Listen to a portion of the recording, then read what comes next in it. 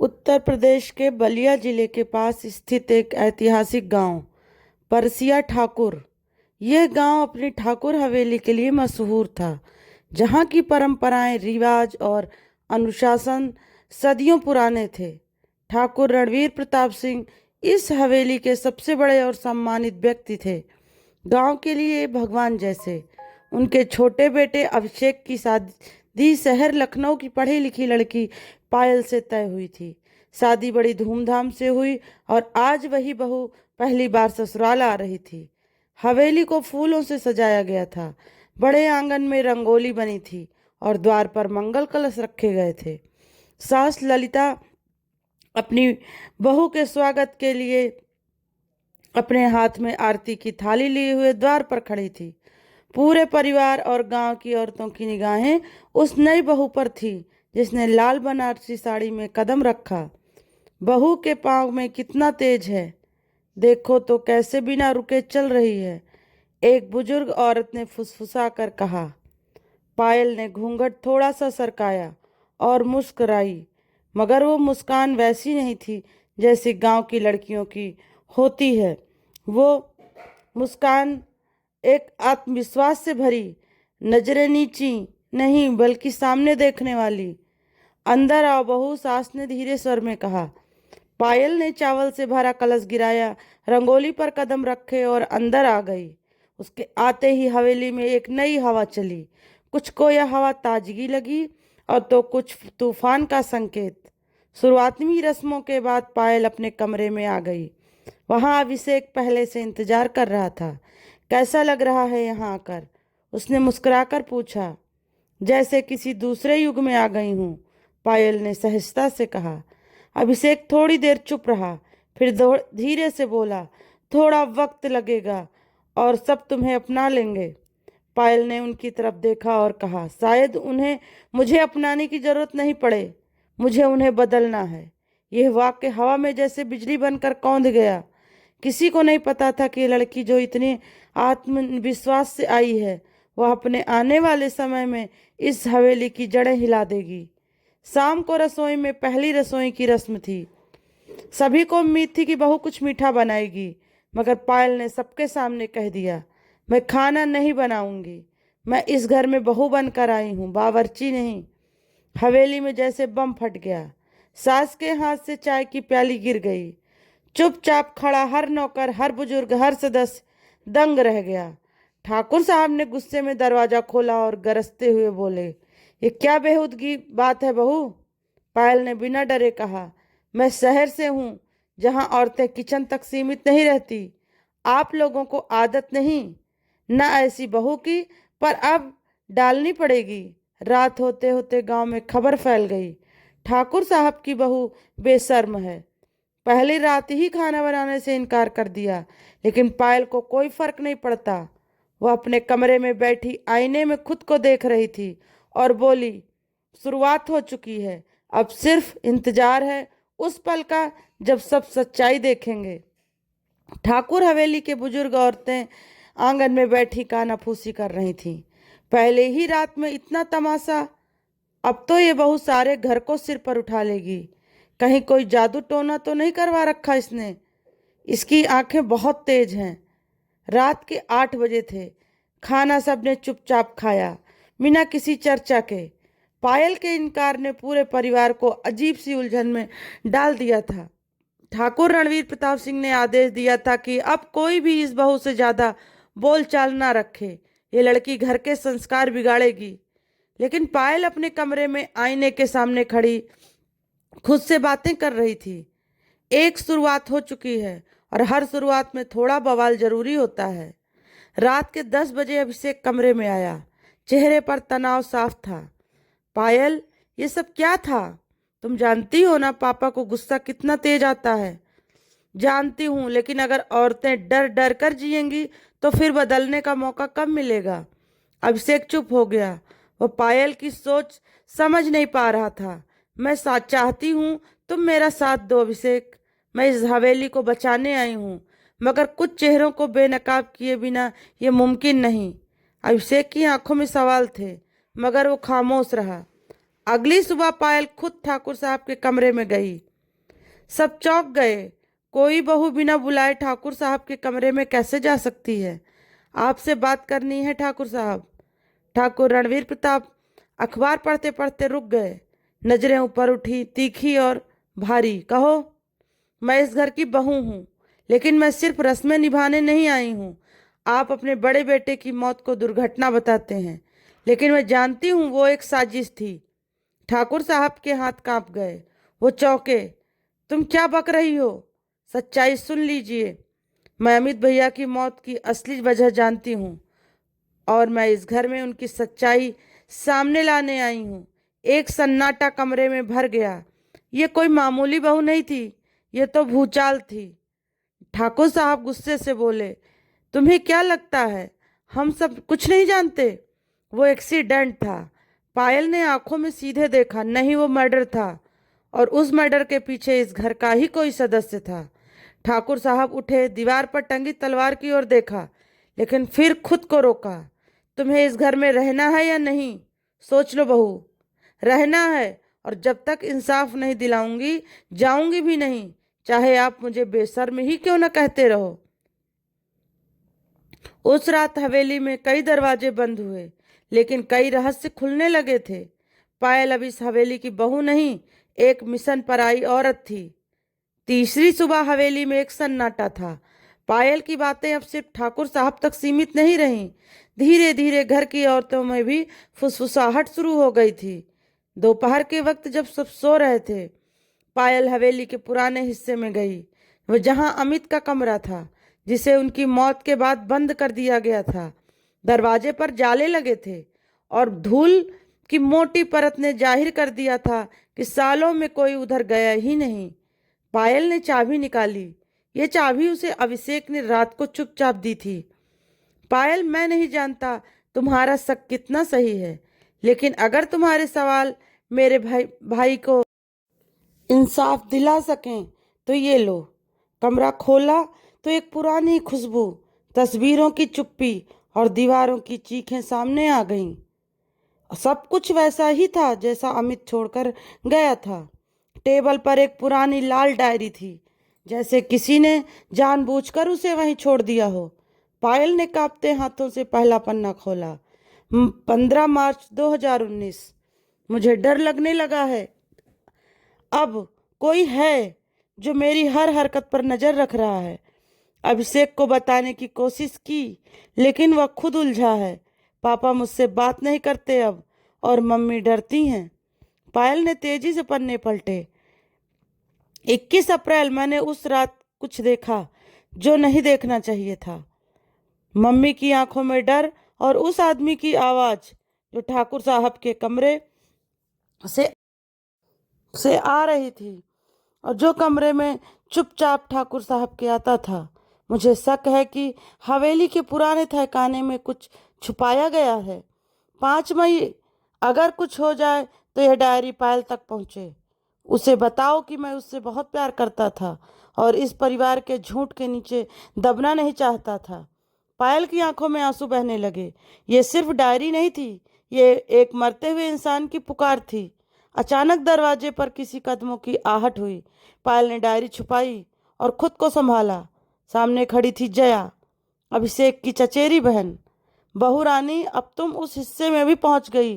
भाभी, अमित भैया की डायरी मिली है। उसमें लिखा है कि कुछ चीजें दबी हो रही हैं तो बेहतर होता है। पायल ने देखा।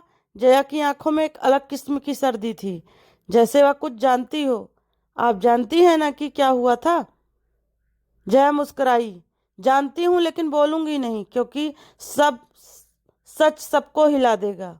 पायल अब समझ चुकी थी, लड़ाई सिर्फ ठाकुर साहब से नहीं थी, ये तो पूरे खानदान की चुप्पी के खिलाफ थी। उसने डायरी को अपने अलमारी में सबके नीचे छुपा दिया। रात को वह अभिषेक से कुछ बताने वाली थी, लेकिन रात होने से पहले हवेली में एक और हलचल होने लगी। नौकरानी गायब थी, वही जो उस रात ड्यूटी पर भी थी जब अमित की मौत हुई थी। क्या ये सब महज इत्तेफाक था, रात के सन्नाटे में हवेली का पुराना हिस्सा कुछ कहता सा लगता था। अमित की डायरी में लिखी बातें पायल के दिल दिमाग पर हथौड़े की तरह बज रही थी। तहखाना ठाकुर हवेली का सबसे रहस्यमय हिस्सा। कहा जाता था कि उस तहखाने में कोई नहीं जाता क्योंकि वहां बीते हुए जमाने की परछाइयां बसी हैं। लेकिन पायल अब रुकने वालों में से नहीं थी। अगली सुबह वह सीधी रसोई में गई, जहां बूढ़ी रसोइया लक्ष्मी बैठी थी। दादी, तहखाने की चाबी कहाँ है?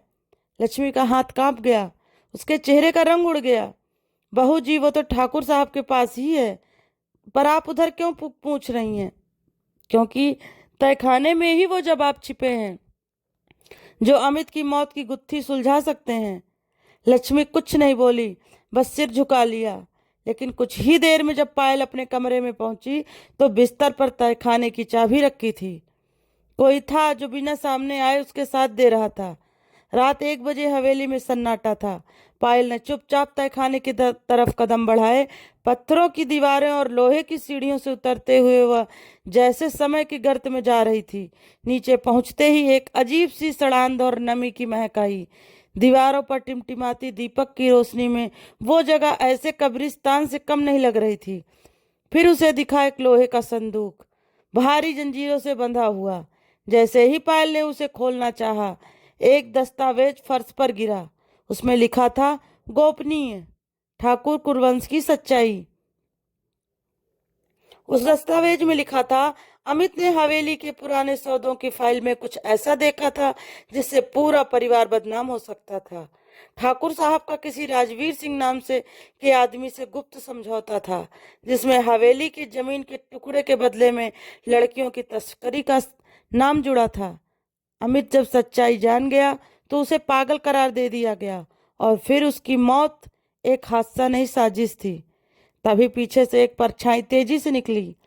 पायल ने मुड़कर देखा, कोई नहीं था, लेकिन तहखाने की सीढ़ियों पर जया खड़ी थी। वही मुस्कुराहट, वही ठंडा लहजा। अब तुमने बहुत कुछ देख लिया है बहू, अब सोच समझ कर कदम रखना। पायल अब तय कर चुकी थी, वो इस तहखाने की सच्चाई दबने नहीं देगी, चाहे इसके लिए उसे पूरे ठाकुर खानदान से भिड़ना पड़े। पायल के मन में अब डर नहीं था। उस रात तहखाने में जो दस्तावेज और संकेत मिले थे, उसने साफ कर दिया था कि अमित की मौत एक सोची समझी हत्या थी और ठाकुर साहब का रिश्ता किसी राजवीर सिंह से बेहद गहरा और खतरनाक था। अगली सुबह पायल ने ठाकुर साहब के कमरे की ओर रुख किया। हवेली में सभी सो रहे थे, लेकिन ठाकुर साहब जाग चुके थे, हमेशा की तरह, तेज, गंभीर और खामोश। कुछ पूछना है आपसे, पायल ने बेझिझक कहा। ठाकुर साहब ने उसकी ओर देखा, फिर धीरे से बोले, पूछो। राजवीर सिंह कौन है? सवाल सुनते ही उनके चेहरे की मांसपेशियां तन गईं। एक पल को उनके चेहरा जैसे बर्फ सा जम गया। तुम यह नाम कहाँ से जानती हो? तहखाने से, जहां आपने अपनी आत्मा को दफन किया है। ठाकुर साहब अब पायल की आंखों में आंखें डालकर बोले, अगर तुम वाकई सच जानना चाहती हो तो सुनो, पर यह कहानी तुम्हें बदल देगी। ठाकुर साहब ने एक लंबी सांस ली और फिर धीरे धीरे अपने अतीत के काले पन्ने खोलने लगे। राजवीर सिंह मेरा बचपन का दोस्त था, लेकिन जब हवेली पर कर्ज चढ़ा और मेरे पिता की मौत हुई तो वह दोस्त शेर बनकर सामने आया। उसने हवेली की जमीन के टुकड़े के बदले व्यवसाय का प्रस्ताव रखा और मैंने मंजूरी दे दी। क्या व्यवसाय था? औरतों का सौदा।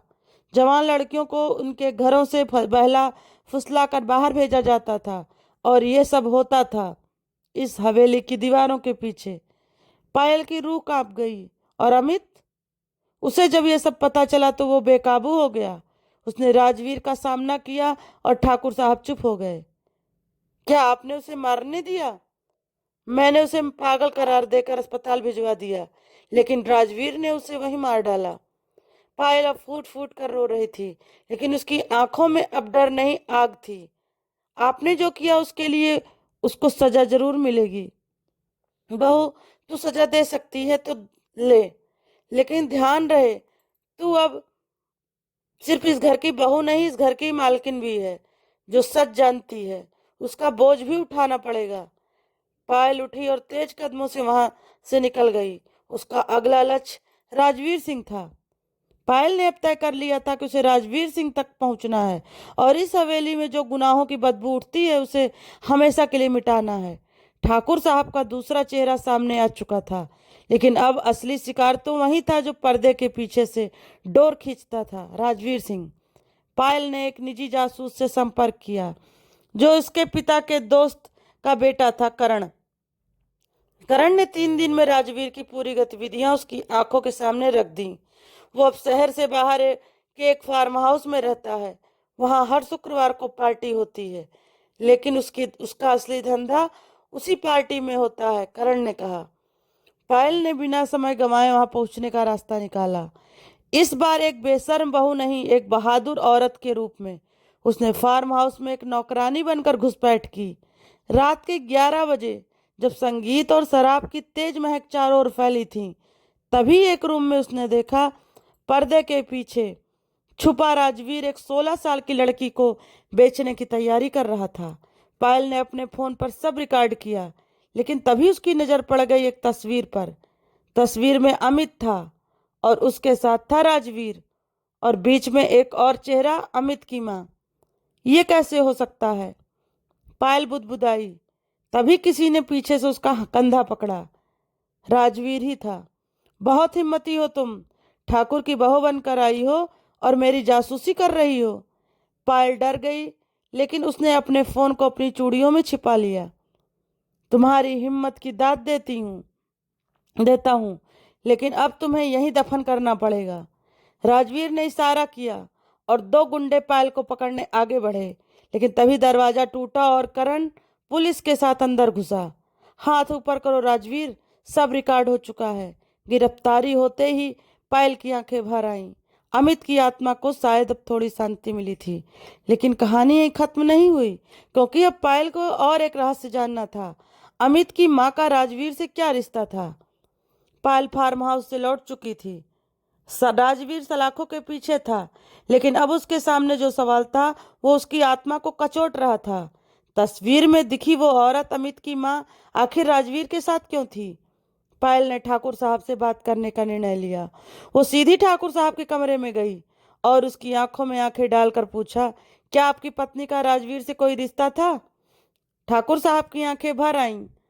वो बहुत देर तक चुप रहे, फिर बोले, पायल, जो जानना चाहती हो सुन लो, लेकिन ये जानकर शायद तुम्हारा दिल टूट जाएगा। 30 साल पहले ठाकुर साहब की शादी को 5 साल हुए थे, लेकिन संतान का सुख नहीं था। तभी ठाकुर के पुराने मित्र के बेटे राजवीर का आना हुआ। राजवीर जवान था, तेज था और भीतर से विकृत मानसिकता वाला भी था। ठाकुर साहब 1 हफ्ते के लिए बाहर गए। लौटे तो देखा उनकी पत्नी गर्भवती थी। शक तो हुआ, पर उन्होंने विश्वास किया। 9 महीने बाद अमित का जन्म हुआ। वक्त के साथ ठाकुर साहब को सच का पता चला। अमित उसका बेटा नहीं था, बल्कि राजवीर का खून था, लेकिन समाज और इज्जत के डर से वो चुप रहे। मैंने अमित को अपना नाम दिया, लेकिन उस रात के बाद मैंने अपनी पत्नी को कभी माफ नहीं किया, और एक दिन उसने जहर खा लिया। पायल को ऐसा लगा मानो जमीन हिल गई हो। तो अमित उस हैवान की औलाद था, लेकिन उसे कभी पता नहीं चला वो मेरी इज्जत था, मेरा अभिमान। पायल को समझ में आया कि अमित की आत्महत्या क्यों हुई। वो सच्चाई के आसपास पहुंच गया था, पर उसे पूरा सच नहीं मिल पाया। अब पायल के सामने था एक बड़ा फैसला। क्या वो इस सच्चाई को दुनिया के सामने ले आए? पायल अब अपने जीवन की सबसे कठिन मोड़ पर थी। उसने जिस घर में कदम रखा वहां इज्जत नहीं, रहस्य और दर्द मिला। लेकिन जब सारा सच सामने आया, तो क्या वो सिर्फ बहू रह पाएगी या बनकर आएगी इंसाफ की देवी? रात को ठाकुर साहब की तबीयत बिगड़ गई। पायल उनके पास बैठी थी। ठाकुर बोले, पायल, मैंने बहुत गलतियां की, लेकिन एक सच कहता हूँ, तुम इस घर की इज्जत हो, बेशर्मी नहीं। पायल की आंखों में आंसू थे। उसने उनके हाथ थामे।